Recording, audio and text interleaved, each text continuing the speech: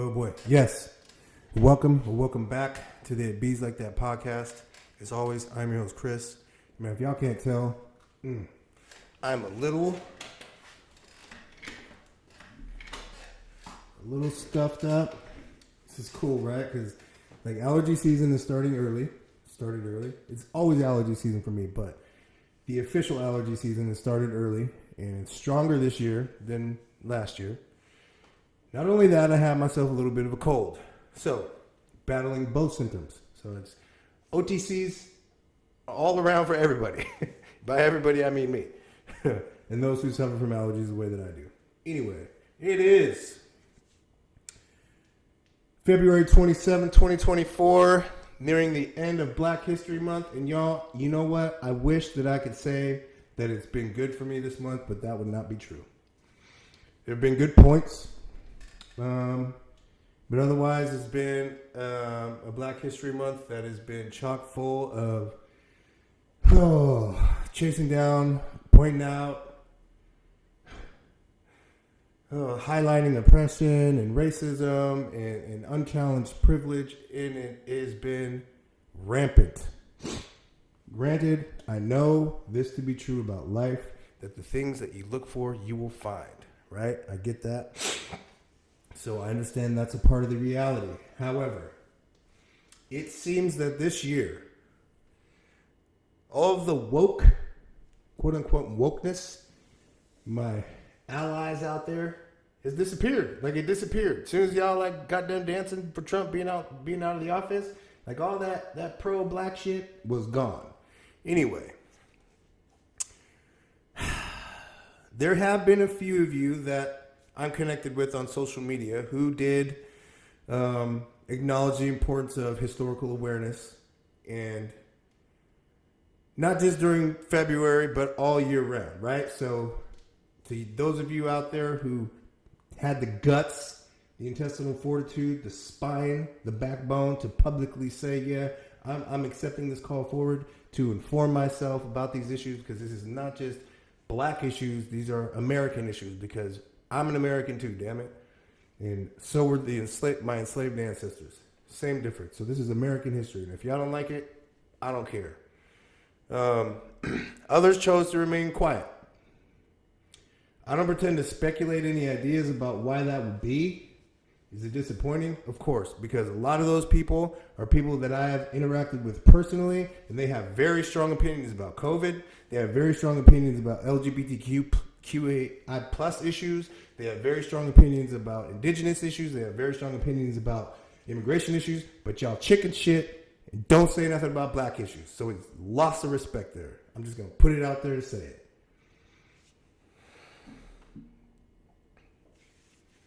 I believe personally that every individual in this life, we must search our own souls and determine for ourselves, and ultimately we will answer for all of the things that we do, right and wrong. Not right or wrong, but right and wrong. We will answer for all of them. I do have an opinion that it is dangerous to sit idly by and not have a stance on human rights issues. Either way, it doesn't even mean Black issues. It could be other human rights issues. But in this case, particularly and specifically Black issues. I don't know what it is. Why people are so afraid, so damn afraid to attach themselves to Black issues and have a bold voice. I don't get it.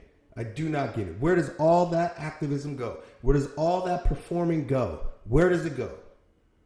I don't get it. I'm completely lost. I'm dumbfounded. I sit back and I trip with my wife. I'm like, I'm gonna detail an experience for y'all that really opened my wife's eyes the other day.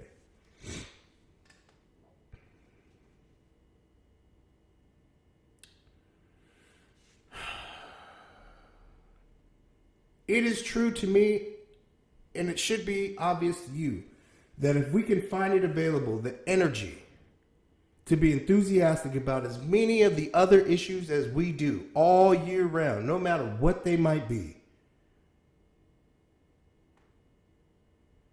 but becomes silent when it comes to black issues. This is a fundamental problem of privilege, period, point blank. Because there are not many of us who are able to cherry pick and sit on our laurels that way. When I say privilege, I know that this is a challenging term. But I ask, is it not privilege the ability to, like I say, cherry pick certain issues over others when some of us don't have the ability to do so? What else would it be? How else would you define it? Because I understand that this term, it is abrasive, right? It's challenging. It to a lot of people makes them feel like what Chris is doing right now is challenging their identity. Well, you're damn right. That's exactly what I'm doing. 100%.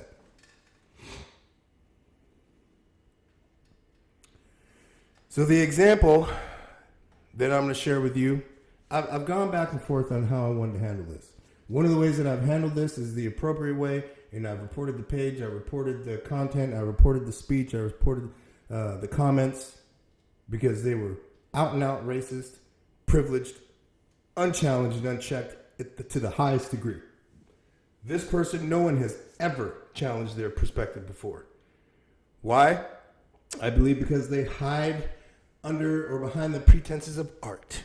Well, not anymore.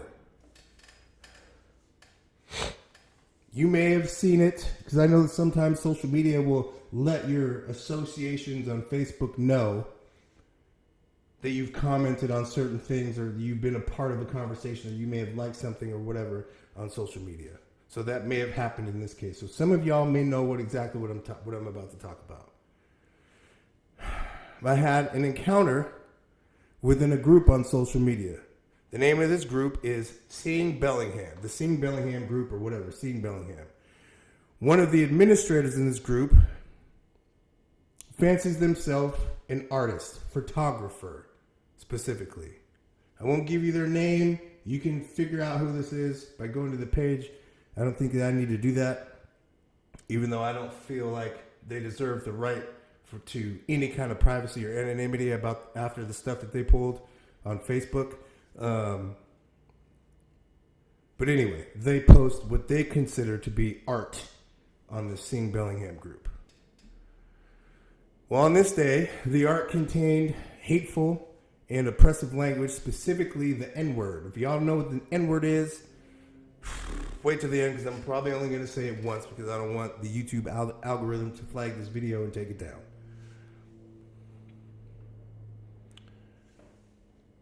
Obviously, I took exception to this and asked, I gave it some thought, and I said, well, okay, maybe let me give this person the benefit of the doubt. And I don't know if the said artist, because this person allegedly took a picture of something that occurred. Someone had written in graffiti over another piece of art downtown, and this person said they observed it and took a picture. Right? I don't know if that's true. They may have contrived this whole scenario on their own and wrote what was on there on their own and then took a picture of it, feigning ignorance and feigning like they're just an observer and they were just a recorder of this occurrence, right? Who knows? But anyway, I took exception to it. And I requested, I said, well, who's the name of the artist? No answer. And then, so I asked a question, and then I made a request. And the request was that perhaps instead of oppressive, hateful, divisive, racist language like the N-word, maybe, considering it's Black History Month nearing the end, we could post local businesses or historical Black figures, etc., who made in their contributions to the community. Maybe we could do that, right? I got nothing from the administrator. This dude's a coward. He didn't say anything.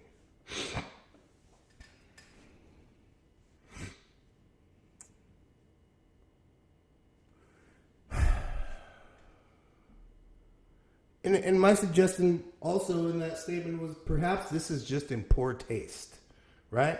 I started off with a really light touch on this. Really light touch. And it devolved quickly. I was immediately chastised by another person, accused of just all kinds of weird stuff. I don't know. But you know the kind of people who just like throw, the gumbo pot at you and just pray that something obscure sticks. And this is a tactic that they use on everyone else to try to like verbally overwhelm them, because people just they're like, oh my God, this is a lot. I don't even know where to start. Anyway, that happened by another member, right? But also by the administrator. The administrator chimed in, and at first themselves had a light touch and said, well, if you find some, I'll be glad to add them, right? So what they did in that is an attempt to cover their tracks and place the responsibility on me, right? To explain, prove, or otherwise qualify what they've done on social media as racist, oppressive, and privileged and unchallenged. Right now, it's my problem because I have an issue with the N-word. They don't, because they're an artist. And the one thing I didn't hear them say or witness them say was that they don't see color, because that would have been just the icing on the cake.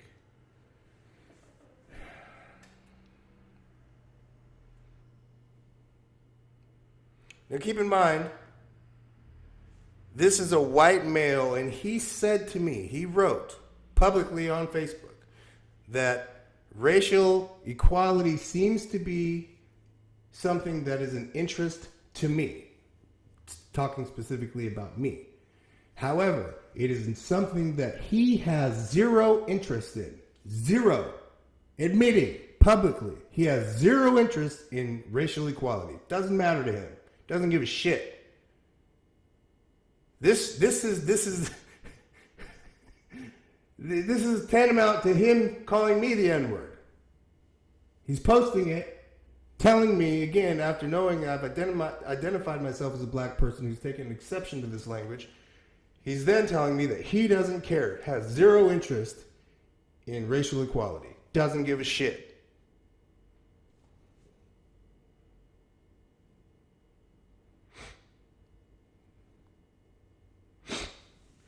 He also stated that he will not have anyone police his artwork.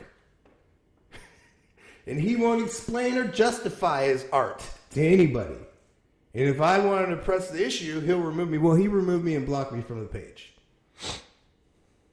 But not before I captured his comments with screenshot and captured the hateful artwork with a screenshot. Before he added what I've learned, the disclaimer to his artwork, right? Because I think at least he understood that he's on dangerous ground. Well, he fucked up already. Because I had to check that privilege first before he begrudgingly went back to do it. Because this is a racist person. He thinks that he has the right to post the N-word all over social media and hide behind what he calls art, just because he defines it as art. Listen.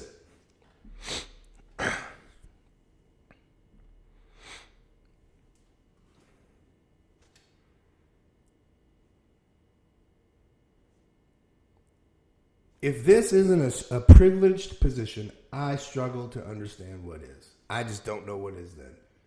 I don't know. Right? In a world where, we have the information superhighway. Like babies have smartphones and smart technology and tablets and shit. Everyone, pretty universally, at least in this country, understands what is and what isn't appropriate to post online. And the N-word, no matter how you try to disguise it, is inappropriate to post online, especially if you're white. Period.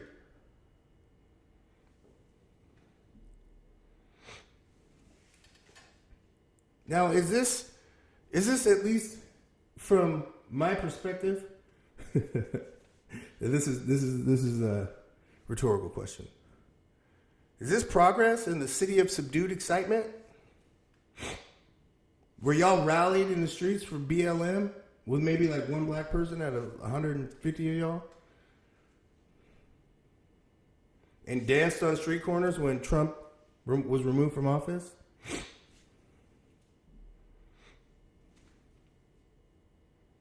Also a place where publicly and without an apology, not even in stating explicitly that he feels like he doesn't have anything to apologize or explain himself for, but he can post whatever he wants, even if it is the word nigger, on social media. And it's okay because he is calling it art. Listen, man, let me be clear. White people, I love you. I love white people. I do. My wife is white. My mom is white. I have siblings that are white. But let me be clear. You never get to use it. What I mean by it is the N-word. Never. I don't care how many times you see it in movies. I don't care how many times you hear it in songs. I don't care how many people you hear use it. There's never a version of reality where it is acceptable for you to use it ever. Period. Not one. You can't think of a single circumstance. Never. None. So you calling it art? That ain't gonna cut it, bro. That ain't gonna cut it.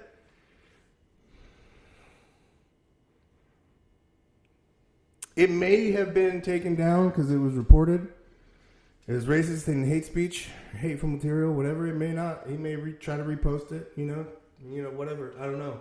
But if anyone is interested in knowing who this photographer is, or what this picture was, I can share that with you. I'm just not going to do it here. But I would encourage all of y'all, if you're a part of the Seeing Bellingham group, don't be. Don't be. The administrator is racist as hell. Case in point. Period, point blank. There's no ifs, ands, or buts about it. You cannot be a white person and post the N-word on social media. I don't give a damn what you're calling it. It's still the N-word. You're still white. You can't do it. Period. Is there any confusion about this? There shouldn't be. There shouldn't be. You don't get to do it. Under any circumstances, period. Just don't, no, it doesn't happen. You might be able to do it at home, do it with your friends. No. You're not going to do it in front of me and get away with it. That's definitely not going to happen. Definitely not going to happen. So, there's that. And this is the sad part about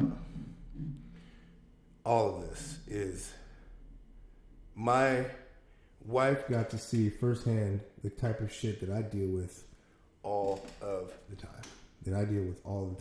The difference here being this racist, he admitted it openly and made no apologies about it. Most of the other times when I challenge unchallenged privilege and racism and oppression,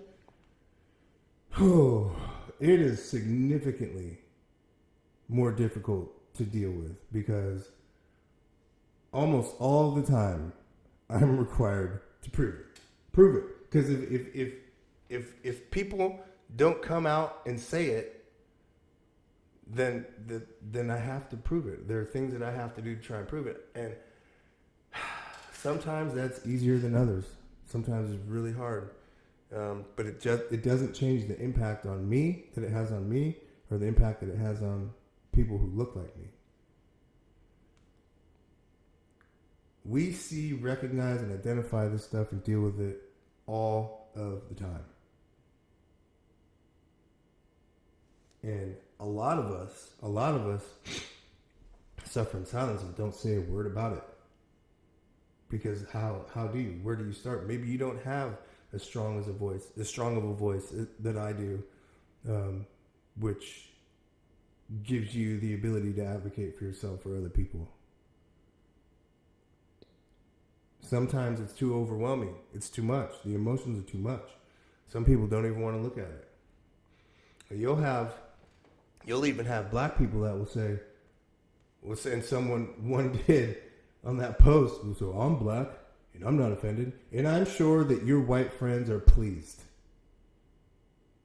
I'm sure that you've done a great job pleasing them and publicly saying that the N-word doesn't offend you. Okay, wow. How progressive and how enlightened you are. Well, it does to some of us, to a lot of us out there. And the exception, you being that, doesn't justify or doesn't nullify the rule. Where universally, it's not cool to use the N-word publicly, especially when you're white. Sorry, brother.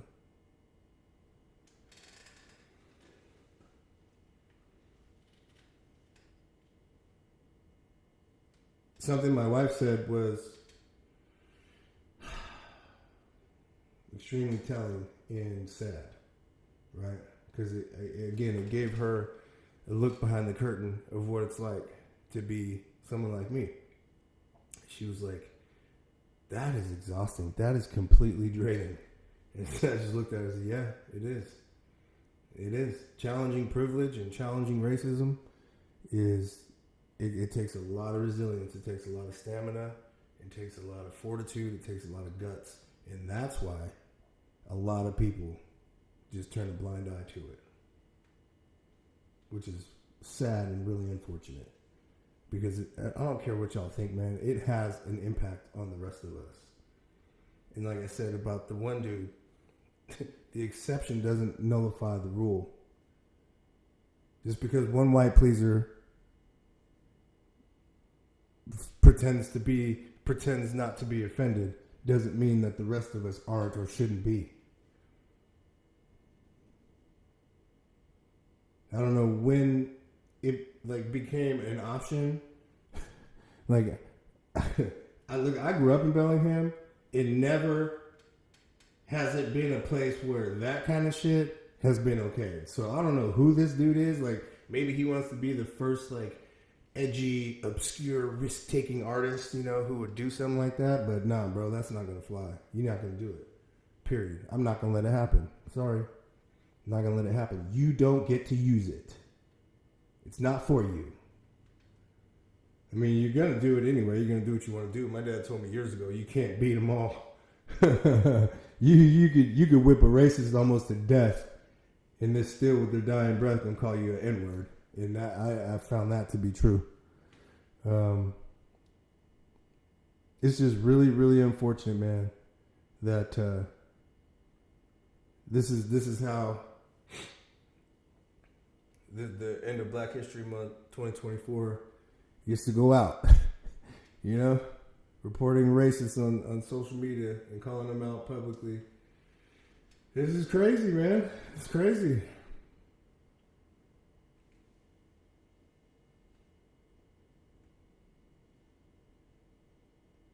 I mean, there was a few other people in that discussion that called it out how it was, but that dude's just gonna keep on.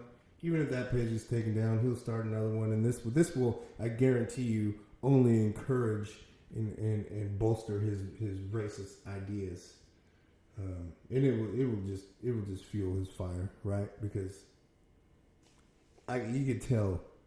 Just in the interaction, the emotion, in the unflinching, unwillingness to see things, and he had the nerve to call me narrow-minded.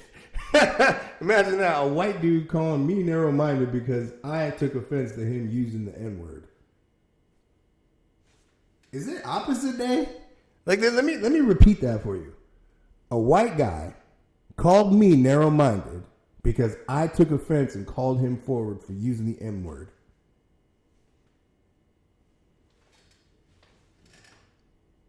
Make it make sense. Make it make sense. It doesn't make any sense. It can't. Oh, man. And you know what sucks is Black History Month is going to end, but racism won't.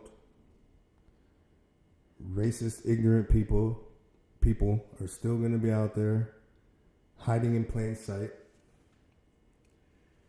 I walk into areas rampant with unchecked privilege all of the time. And it's hard, man. It's tough. It's tough being the only and being the first. Like that, it's cool. You know, I think for posterity's sake, but it's hard, man. It's hard. Just some of the. I wish that I could just give people my experience for a day, and that they would be able to see what I see and feel what I feel. And I'm not the only one. I mean, it happens to other people, you know? And it just so happens that I'm a person who I physically can't not act. I physically can't ignore hateful things. It doesn't even have to be specifically hateful to my people. It can be hateful to anyone. Women, LGBTQ plus, QIA plus people, Indians, indigenous people, Chinese, Japanese, Korean, Vietnamese, it doesn't matter. Hate is hate, man. Oppression is oppression. Ignorance is ignorance. And it's never okay. It's never right. How we don't understand that in 2024, it's crazy to me. It's crazy. I don't get it. I can't wrap my head around how foolish people still can be. How foolish people still are today. I don't understand it. It's crazy. It's so much easier to love. It's so much easier to just not carry that kind of venom and hate in your heart. Now, I don't want people to make a mistake and think that I hate people, because I don't. I fight against hate. I fight against oppression. I fight against inequality. I fight against injustice. We're all the same. We're all the same. I don't know what it's going to take, man.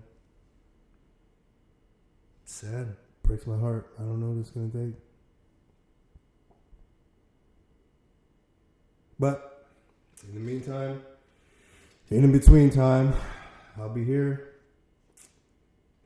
Just existing in space. I'm doing my best just to exist in space.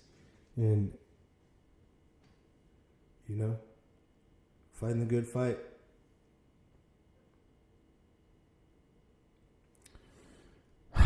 If you didn't do it on the way in, do it on the way out. Hit that like, subscribe, and post notification bell so you can stay up to date on all the cool. I can't say it. It's not been cool. It's not been cool the last few weeks, man. It's not been cool. It sucks. It's been hard. And I didn't want to make this episode today. I didn't. But I knew that if I didn't do this, if I didn't speak out, if I didn't highlight this, then it would just get swallowed up in this weird, like, pseudo-racist subculture that we have in Whatcom County. It would never be spoken about. And I can't let that happen. Can't let that happen. Just love y'all. Be nice to each other. Peace, y'all.